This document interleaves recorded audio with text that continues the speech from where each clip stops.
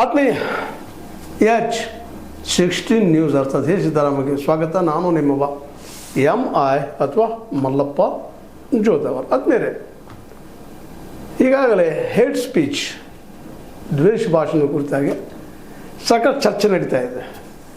ಅದರಲ್ಲೂ ಕರ್ನಾಟಕದಲ್ಲೇ BJP ಈಗಾರೆಲ್ಲ ಪೂರ್ಣ ಪ್ರಮಾಣ ವಿರೋಧ ಮಾಡ್ತಾ ಇದ್ದಾರೆ. ಜೊತೆಗೆ HDK ಕುಮಾರಸ್ವಾಮಿ ಸಹಿತ ಸಹಜದ ವಿರೋಧ ಪಕ್ಷಗಳು ನಮ್ಮನ್ನು ಟಾರ್ಗೆಟ್ ಮಾಡ್ತಾ ಇದ್ದಾರೆ ಅಂತೇಳಿ ಪ್ರಹ್ಲಾದ್ ಜೋಶಿ ಅವರು ಹೇಳ್ತಾ ಇದ್ದಾರೆ. ಜೊತೆಗೆ ಇನ್ನೊಂದು ಘಟನೆ ಡೆವಲಪ್ ಆಗ್ಯದ.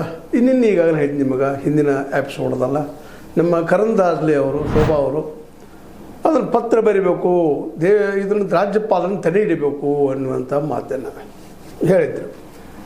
ಅದನ್ನು ನಮ್ಮ ಯತ್ನಾಳರು ಕಾರ್ಯರೂಪಕ್ಕೆ ತಂದುಬಿಟ್ಟಿದ್ದಾರೆ, ಲೆಟ್ರ್ ಬರೆದಿದ್ದಾರೆ. ಇದು ವ್ಯಕ್ತಿ ಸ್ವಾತಂತ್ರ್ಯದ, ವಾಕ್ ಸ್ವಾತಂತ್ರ್ಯದ ಹರಣ, ಮಾತಾಡೋ ಒಂದು ಹಕ್ಕನ್ನು ಕಸ್ಕೊಳ್ತಾ ಇದೆ ಇದು, ಮತ್ತು ಒಂದು ಸಮುದಾಯವನ್ನು ಟಾರ್ಗೆಟ್ ಮಾಡಿದೆ ಅಂತ ತಿಳ್ಕೊಂಡು ಇದನ್ನು ನೀವು ತಡೆ ಹಿಡಿಬೇಕು ಅಂತೇಳಿ ರಾಜ್ಯಪಾಲರಿಗೆ ಪತ್ರ ಬರ್ತಾರೆ. ಮೋಸ್ಟ್ಲಿ ಇದು ರಾಜ್ಯಪಾಲ ತಡೆನೂ ಹಿಡಿತಾರೆ ಅಂತ ಅನ್ನಿಸ್ತದೆ. ಯಾಕಂದರೆ ಈಗಾಗಲೇ 10 ಸಲ ರಾಜ್ಯ ಸರ್ಕಾರದೊಂದಿಗೆ ತಿಕ್ಕಾಟವಾಗಿದೆ. ಗೆಹ್ಲೋಟ್ ಅವರು ಮಾಡಿದ್ದಾರೆ ಈಗಾಗಲೇ. ಆ ಹಿನ್ನೆಲೆಯಲ್ಲೇ ಮೋಸ್ಟ್ಲಿ ಇದು ತಡೆ ಬರಬಹುದು ಅಂತೇಳಿ ಈ ಕಾನೂನು ತರೋದಕ್ಕೆ ನಿಜವಾಗಿಯೂ ಕಾಂಗ್ರೆಸ್ಸಿಗರಿಗೆ ಮನಸ್ಸಿರಲಿಲ್ಲೋ ಇತ್ತೋ ಬೇರೆ ವಿಷಯ. ಆದ್ರೆ ಈಗ ತರೋದಕ್ಕೆ ಕಾರಣ ಅವ್ರು ಏನು ಹೇಳ್ತಾರಪ್ಪ ಅಂದ್ರೆ, ಕಳೆದ 11 ವರ್ಷಗಳಿಂದ ಇಲ್ಲೇ ಏನಪ್ಪ ಅಂದ್ರೆ ಈ ಒಂದು ದ್ವೇಷ ಭಾಷಣ, ದ್ವೇಷದ ವಾತಾವರಣ, ಧಾರ್ಮಿಕ ಅಂಧಾಭಿಮಾನ ಇಲ್ಲಿ ಜನರ ಬದುಕಿ ಕೊಡ್ತಾ ಇಲ್ಲ. ಅದರಲ್ಲೂ ಕರಾವಳಿ ಏರಿಯಾದಲ್ಲೇ ಭಾಳಷ್ಟು ಜನ ಇದಕ್ಕೆ ಬಲಿಯಾಗಿದ್ದ ಸಾಕ್ಷಿ. ಮತ್ತು ಇದರಿಂದ ಸಾಮಾಜಿಕ ನೆಮ್ಮದಿ ಆಗುವುದಿಲ್ಲ, ಬರುವುದಿಲ್ಲ ಅನ್ನುವಂಥ ಮಾತನ್ನು ಹೇಳ್ತಾ ಇದ್ದಾರೆ. ಅದಕ್ಕೆ ಸಾಮಾಜಿಕ ನೆಮ್ಮದಿಗಾಗಿ ನಾವು ಇದನ್ನು ಕಾನೂನು ತರ್ತಾ ಇದ್ದೀವಿ. ಇದರಿಂದ ವಾಕ್ ಸ್ವಾತಂತ್ರ್ಯಕ್ಕೆ ಏನೂ ಹಗರಣ ಇಲ್ಲ, ಅಥವಾ ವಾಕ್ ಸ್ವಾತಂತ್ರ್ಯಕ್ಕೆ ಯಾವುದೇ ರೀತಿ ಅಡೆತಡೆ ಆಗುವುದಿಲ್ಲ. ಯಾಕೆ ಆಗುವುದಿಲ್ಲ ಅಂತಂದ್ರೆ, ಕೇವಲ ಹೇಟ್ ಸ್ಪೀಚ್ ಮಾಡೋರಿಗೆ, 2 ಸಮುದಾಯಗಳ ಮಧ್ಯದಲ್ಲೇ ತಿಕ್ಕಾಟ ಹಚ್ಚೋರು. ಈಗ ಸುಪ್ರೀಂ ಕೋರ್ಟನ್ನು ಸಾಕಷ್ಟು ಸಲ ಸಲಹೆ ಕೊಟ್ಟದ, ಇದನ್ನು ಬಂದ್ ಮಾಡಿಸ್ಬೇಕು, ನಿಲ್ಲಿಸಬೇಕು ಅಂತೇಳಿ ಸುಪ್ರೀಂ ಕೋರ್ಟ್ ರೆಫರ್ ಮಾಡಿ ಹೇಳ್ತಾ ಇದ್ದಾರೆ. ಆದರೆ ಇತ್ತೀಚೆಗೆ ಸುಪ್ರೀಂ ಕೋರ್ಟ್ ಇನ್ನೊಂದು ಡಿಸಿಷನ್ ಕೊಟ್ಟದ. ಏನಪ್ಪ ಅಂತಂದರೆ, ನಿಮಗೆ ಗೊತ್ತಿದ್ದ ಮಾತದ, ರಾಜ್ಯಪಾಲರಿಗೆ ಮತ್ತು ರಾಷ್ಟ್ರಪತಿಯವರಿಗೆ ಟೈಮ್ ಲಿಮಿಟ್ ಇಲ್ಲ ಸಹಿ ಹಾಕೋದಕ್ಕೆ ಅಂತೇಳಿ. ಅಂದ್ರೆ ಅವರು 3 ದಿನ ಮುಗಿಸ್ಬೇಕಂತ ಮೊದಲೆಲ್ಲ ಬಂದಿತ್ತು. ಹಿಂದಿನ ಸುಪ್ರೀಂ ಕೋರ್ಟ್ ಆರ್ಡರ್ ಮಾಡಿತ್ತು 3 ರಿಂದ 6 ತಿಂಗಳವರೆಗೆ ಅವ್ರು ಸಹಿ ಹಾಕದೆ ಹೋದ್ರೆ ರಾಜ್ಯಪಾಲರು, ಅದು ಕಾನೂನು ಆಗಿಬಿಡ್ತದೆ ಅಂತೇಳಿ. ಆದರೆ ಈಗ ಹೊಸದಾಗಿ ಮತ್ತೊಂದು ಮುಂದಿನ ಬೆಂಚ್ ಹೇಳಿದ, ಇಲ್ಲ ನಾವು ಅದಕ್ಕೆ ಬೈಂಡ್ ಮಾಡಲಿಕ್ಕೆ ಬರೋದಿಲ್ಲ ರಾಜ್ಯಪಾಲರಿಗೆ ಮತ್ತು ರಾಷ್ಟ್ರಪತಿಯವರಿಗೆ. ಯಾಕಪ್ಪ ಅಂತಂದ್ರೆ ಅದು ಅವ್ರಿಗೆ ಬಿಟ್ಟಂಥದ್ದು, ಅವರ ಡಿಸ್ಕ್ರಿಷನರಿ ಪವರ್, ಅವ್ರ ಮನೋಸ್ಥಿತಿಗೆ ಅವತ್ತಿನ ಘಟನೆಗಳಿಗೆ ಸಂಬಂಧಿಸಿದ್ದು ಅವ್ರು ತಗೊಳ್ಳುವಂಥದ್ದು ಅಂತೇಳಿ. ಅದರಲ್ಲಿ ಹಸ್ತಕ್ಷೇಪ ಮಾಡಲಿಕ್ಕೆ ಬರೋದಿಲ್ಲ ಅಂತ ಅವ್ರು ಹೇಳಿದ್ದಾರೆ. ಹೀಗಾಗಿ ಈಗೇನು 2 ಸದನದಲ್ಲಿ ಪಾಸಾಗಿದೆ ಈ ಮಸೂದೆ, ಹೇಟ್ ಸ್ಪೀಚ್, ದ್ವೇಷ ಭಾಷಣ ಅಥವಾ ದ್ವೇಷದ ಮಾತುಗಳ ಒಂದು ಕಾನೂನು, ಮೋಸ್ಟ್ಲಿ ರಾಜ್ಯಪಾಲನ ತಡೆ ಆಗೇ ಆಗ್ತದೆ. ಇದು ಇನ್ನೊಂದು ರೀತಿಯ ರಾಜ್ಯ ಮತ್ತು ಕೇಂದ್ರ ಸರ್ಕಾರ ಮಧ್ಯದಲ್ಲಿ ಒಂದು ಟಗ್ ಆಫ್ ವಾರ್ ಆಗೋದಕ್ಕೆ ಕಾರಣ ಆಗ್ತದೆ. ಜೊತೆಗೆ ರಾಜ್ಯಪಾಲರಿಗೆ ಹಕ್ಕು ಕೊಡೋದು ತಪ್ಪ ಅಂತೇಳಿ ಮೋಸ್ಟ್ಲಿ ಸುಪ್ರೀಂ ಕೋರ್ಟ್ಗೆ ಸಹಿತ ರಾಜ್ಯ ಸರ್ಕಾರ ಹೋಗೋ ಸಾಧ್ಯತೆಗಳಿದ್ದಾವೆ. ಯಾಕಂದ್ರೆ ಸ್ವತಂತ್ರವಾದ ಮೀಡಿಯಾಗೆ ಬೇಕಾಗಿರುವುದು ಸ್ವತಂತ್ರ ಧ್ವನಿ. ಆ ಸ್ವತಂತ್ರ ಧ್ವನಿ ಉಳಿಸಲು ನೀವು ಮಾಡಬೇಕಾದದ್ದು ಇಷ್ಟೇ. ಅದೇನಪ್ಪಾ ಅಂತಂತಂದ್ರೆ, ನಿಮ್ಮ ಕೈಲಾದಷ್ಟು ಸಹಾಯ ಈ ಚಾನಲ್ಗೆ ಮಾಡಿ ಹಾಗೂ ನಿಮ್ಮ ಧ್ವನಿಯನ್ನು ಕಾಪಾಡಿಕೊಳ್ಳಿ. ಇಲ್ಲೇ ಜನಪ್ರತಿನಿಧಿಗಳ ಆಯ್ಕೆ ಮಾಡಿದಂಥದ್ದು, ಇದು ಒಪ್ಪಿಗೆ ಕೊಟ್ಟಂಥದ್ದು ಮೆಜಾರಿಟಿ ಆಧಾರದ ಮೇಲೆ ಅಂದಾಗ ಇದು ಕಾನೂನು ಆಗಲೇಬೇಕು ಅನ್ನೋ ವಾದವನ್ನು ಸಂಸದೀಯ ವ್ಯವಸ್ಥೆ ನೆಲೆಗಟ್ಟಿನಲ್ಲಿ ಮಾಡೋ ಸಾಧ್ಯತೆಗಳು ಹೆಚ್ಚಿದ್ದಾವೆ. ಆದರೆ ಯತ್ನಾಳರಂತಹ ವ್ಯಕ್ತಿಗಳು, ಅವರೊಬ್ಬರಂತಲ್ಲ, ವಿಶೇಷವಾಗಿ ಈ ದ್ವೇಷ ಭಾಷಣ ಅಥವಾ ಇನ್ನೊಂದು ಧರ್ಮದ ಬಗ್ಗೆ ಕೀಳಾಗಿ ಯಾರು ಮುಸ್ಲಿಂ ಮಾತಾಡಲಿ, ಹಿಂದೂ ಮಾತಾಡಲಿ, ಇಬ್ಬರಿಗೂ ಅಪ್ಲೈ ಆಗುವಂಥದ್ದು ಇದು. ಈಗಾಗಲೇ ಕರಾವಳಿ ಏರಿಯಾದಲ್ಲಿ ನೀವು ಈಗ ನೋಡಿದಿರಿ, ಅಲ್ಲಿಯ ಕಮಿಷನರ್ ಇದ್ದಂಥವರು 520 ಏನೋ ಹೆಚ್ಚು ಕಡಿಮೆ 10 ಜನರಿಂದ ಒಂದು ಮುಸ್ಲಿಮಾನರಲ್ಲಿ, ಅಂದರೆ ಹಿಂದೂಗಳು 520-30, ಮುಸಲ್ಮಾನರು 360-70 ಜನರ ದ್ವೇಷ ಭಾಷಣ ಮಾಡುವಂಥದ್ದು, ಒಂದು ಧಾರ್ಮಿಕವಾಗಿ ಕೆರಡಿಸುವಂಥ ಮಾತಾಡೋಣ ಹೇಳಿದ್ದ, ಅವರಿಗೆ ರೌಡಿಸಮ್ ಸೀಟ್ನಲ್ಲಿ ಇಟ್ಟಿದ್ದ, ಅವ್ರಿಗೆ ಬೆದರಿಕೆ ಹಾಕಿದ್ದ ನಾವು ನೋಡಿದ್ದೀವಿ ಈಗಾಗಲೇ.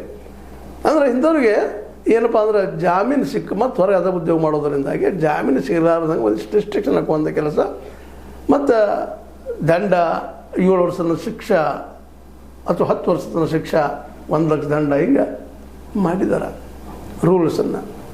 ಇದು ಮೋಸ್ಟ್ಲಿ ಇನ್ನು ರಾಜ್ಯಪಾಲರ ಹದ್ದೇ ದಾಟಿ ಕಾನೂನು ಆಗ್ತದನ ಅನ್ನುವಂಥದ್ದು ಈಗ ಮತ್ತು ಹೊಸ ಪ್ರಶ್ನೆ ಹೊಸದಾಗಿ ಶುರುವಾಗಿದೆ. ಅಂದ್ರೆ ಇಲ್ಲಿ ನಾವು ಹೇಳುವಂಥದ್ದು ಏನಪ್ಪ ಅಂತಂದ್ರೆ, ಗೆಹ್ಲೋಟ್ ಅವರು ಇದನ್ನು ವಿಚಾರ ಮಾಡಬೇಕಾಗಿದೆ. ಅವರ ಡಿಸ್ಕ್ರಿಪ್ಷನ್ ಪವರ್ ಬಿಟ್ಟಂಥದ್ದು. ಈಗಂತೂ ಎರಡೂ ಮನೆಗಳು ಒಪ್ಪಿಗೆ ಕೊಟ್ಟು ಕಳಿಸಿದಾರೆ. ಮಸೂದೆ ಅಂತೂ ಹೋಗ್ಯದ. ಕಾನೂನು ಆಗ್ಬೇಕಾದ್ರೆ ಗೆಹ್ಲೋಟ್ ಅವರು ಸಹಿಬೇಕು. ಇಲ್ಲ ಗೆಹ್ಲೋಟ್ ಅವರು ಅದನ್ನು ರಾಷ್ಟ್ರಪತಿಯವರು ಕಳಿಸ್ಬೋದು. ಅಲ್ಲೊಂದು 6 ತಿಂಗಳು, ಅಲ್ಲೊಂದು 6 ತಿಂಗಳು ಹೋಗ್ಬೋದು, 1 ವರ್ಷ ಹೋಗ್ಬೋದು, 2 ವರ್ಷನೂ ಹೋಗ್ಬೋದು. ಅದು ಯಾರು ಬಲ್ಲರು. ಆದರೆ ಇಲ್ಲಿ ಏನಪ್ಪ ಅಂತಂದ್ರೆ ಒಂದು ಮಾತು ಏನಪ್ಪ ಗಮನಿಸ್ಬೇಕಾಗಿದ್ದು ಅಂದ್ರೆ, ಏನು ಆರ್ಡಿನೆನ್ಸ್ ತರುವಂಥ ಸಾಧ್ಯತೆಗಳು ಇದ್ದಾವೆ. ಮುಂದಿನ ಒಂದು ಸಭೆಯಲ್ಲಿ ಒಂದೇ ಒಪ್ಪದ ಹೋದ್ರೆ ಆರ್ಡಿನೆನ್ಸ್ ತರ್ತಾರೆ. ಮತ್ತು 6 ತಿಂಗಳಿಗೆ ಆಗಲಿದ್ರೆ ಮತ್ತೆ ಇದರ ಅರ್ಥ ಏನಪ್ಪ ಅಂತಂದ್ರೆ, ಇದು ಕೇವಲ ಒಂದು 2 ಪಕ್ಷಗಳ ಮಧ್ಯೆ ತಿಕ್ಕಾಡ್ದಂಗೆ ಆಗಿ ಹೋಗಿಬಿಡ್ತದೆ. ಮತ್ತು ಜೊತೆಗೆ ಸ್ವತಃ ರಾಜ್ಯಪಾಲರ ಸಹಿತ ಇದನ್ನು ಏನಾದರೂ ತಿದ್ದುಪಡಿ ಮಾಡೋಕ್ಕೆ ಸಾಧ್ಯತೆ. ಹೌದಪ್ಪ, ವ್ಯಕ್ತಿ ಸ್ವಾತಂತ್ರ್ಯಕ್ಕೆ ಮತ್ತು ವಾಕ್ ಸ್ವಾತಂತ್ರ್ಯ ಇಂಥ ಪಾಯಿಂಟ್ಗಳು ಇವು ತೆಗೀರಿ ಅನ್ನೋಂಥ ಸಲಹೆಯನ್ನು ಕೊಡ್ಬೋದು. ಯಾಕಂದರೆ ಈ ಕಾನೂನಂತೆ ಆಗಬೇಕಾಗ್ಯದ. ನಿರ್ಭಯ ಹತ್ಯಾಕಾಂಡ ಪೋಕ್ಸೋ ಬಂತು. ಪೋಕ್ಸೋ ಬಂದರೂ ಸಹಿತ ಕೆಲವೊಬ್ಬರು ತಪ್ಪಿಸ್ಕೊಳ್ತಾ ಇದ್ದಾರೆ, ಗೊತ್ತದ ನಿಮಗೆ. ಈಗಂತ ಈಗಿನ ಕಾನೂನು ಪ್ರಕಾರ ಅಂತ ಕೆಲವೊಬ್ಬರು 13-14 ಕೇಸುಗಳಾಗಿದ್ದಾವೆ.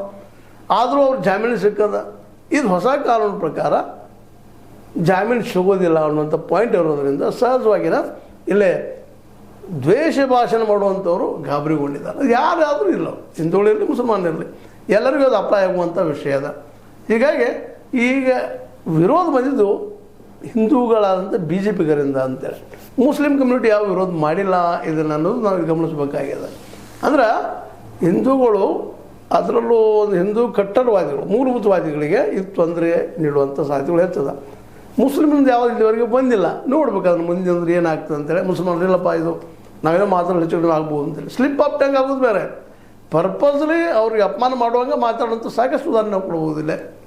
ಅಂಥ ಅನೇಕ ಮಾತುಗಳು ನಾವು ಹೇಳ್ಬೋದಿಲ್ಲ. ಆದ್ರೆ ಇವ್ರು ಹೇಳ್ತಾರೆ, ಏನು ತಪ್ಪಿ ಮಾತಾಡಿದರೆ ಅವ್ರಿಗೆ ಶಿಕ್ಷೆ ಆಗಬಾರ್ದು ಅನ್ನುವಂಥದ್ದು ಇವು ವಾದು ಮಾಡಿದ್ದಾರೆ. ಇದ್ದಾರೆ ಬಸವ ಪಾಟೀಲ್ ಯತ್ನಾಳರು. ತಪ್ಪಿ ಮಾಡಿದರೆ ಕ್ಷಮೆ ಇದ್ದೇ ಇರ್ತದೆ.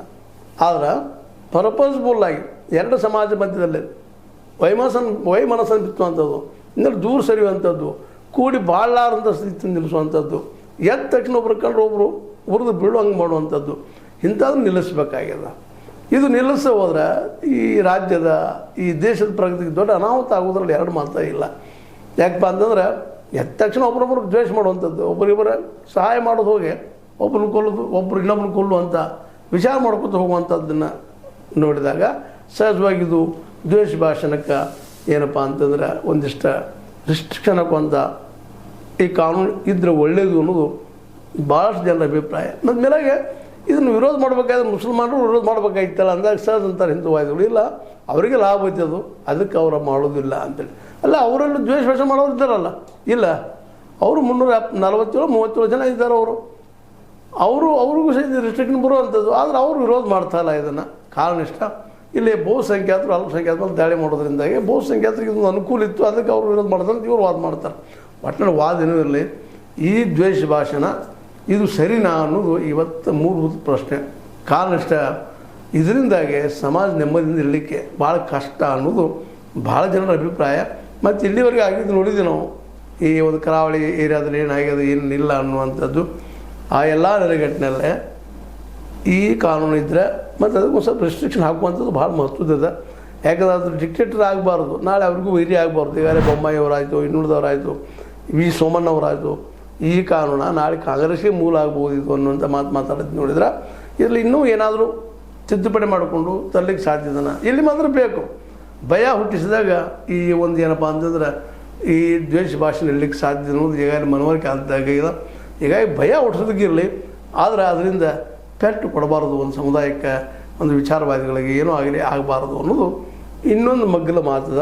ಇದರಲ್ಲಿ ಯಾವ ರೀತಿ ಮಾಡ್ತಾರೋ ಗೊತ್ತಿಲ್ಲ. ಆದರೆ ಈಗ ಕಾಂಗ್ರೆಸ್ಸಿಗರಿಗೆ ಮಾತ್ರ ಇದರಿಂದ ಭಾಳಷ್ಟು ಏನಪ್ಪ ಜನ ತೊಂದರೆ ಆಗಿತ್ತು ಅನ್ನೋ ಕನ್ಫರ್ಮೇಷನ್ ಇರೋದ್ರಿಂದಾಗೆ ದ್ವೇಷ ಭಾಷಣ ಕಾನೂನು ಮಾಡೋದಕ್ಕೆ ಪ್ರಯತ್ನ ಮಾಡ್ತಾರೆ. ಆದರೆ ಅದೇ ಕಾಲಕ್ಕೆ ರಾಜ್ಯಪಾಲ ಗೆಹ್ಲೋಟ್ ಅವರು ಇದನ್ನು ತಡೀತಾರೆ, ಅದು ತಡೆದು ಹೆಚ್ಚಾಗ್ತದೆ ಅನ್ನೋದು ಸಹಿತ ಅಷ್ಟು ಸ್ಪಷ್ಟ. ಯಾಕಂದ್ರೆ ಇಡೀ BJPಯ ಎಲ್ಲ ನಾಯಕರುಗಳು ವಿರೋಧ ಮಾಡ್ತಾ ಇದ್ದಾರೆ ಇದನ್ನು.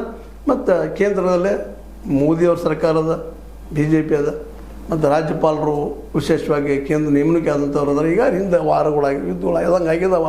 ಇಬ್ಬರ ಮಧ್ಯದಲ್ಲೇ, ರಾಜ್ಯಪಾಲ ಮತ್ತು ಮುಖ್ಯಮಂತ್ರಿ ಮಧ್ಯದಲ್ಲೇ ಇದು ಇನ್ನೊಂದು ಹೊಸ ವಿವಾದ ಹುಟ್ಟೋದಕ್ಕೆ ಕಾರಣೀಭೂತ ಆಗ್ತದೆ. ಎರಡು ಮಾತಿಲ್ಲ. ಏನೂ ಇರಲಿ, ದ್ವೇಷ ಭಾಷಣ ತಪ್ಪು ಅನ್ನೋದು ನಾವೆಲ್ಲ ತಿಳ್ಕೊಬೇಕಾಯ್ತು ಉತ್ತಮ.